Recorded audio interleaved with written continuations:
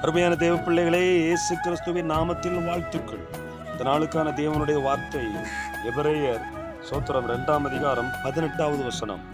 ஆதலால் அவர்தாமே சோதிக்கப்பட்டு பாடுபட்டதினாலே அவர் சோதிக்கப்படுகிறவர்களுக்கு உதவி செய்ய வல்லவராயிருக்கிறார். ஆம், ஆண்டவராகிய இயேசு கிறிஸ்து ஏற்கனவே சோதிக்கப்பட்டு பாடுபட்டிருக்கிறார். ஒருவேளை பலவித சோதனைகளால் பாடுபட்டு கொண்டிருக்கிறீர்களா? உங்கள் வியாபாரத்தில், குடும்ப ஜீவியத்தில், ஊழியத்தில், உங்கள் வாழ்க்கையில் ஏதோ ஒரு சில காரியங்களில் பாடுபட்டு சோதிக்கப்பட்டு, ஐயோ என்னால் இருந்து விடுதலை பெற முடியலையே அப்படின்னு தவிக்கிறீங்களா? ஆண்டவர் நோக்கி பாருங்க.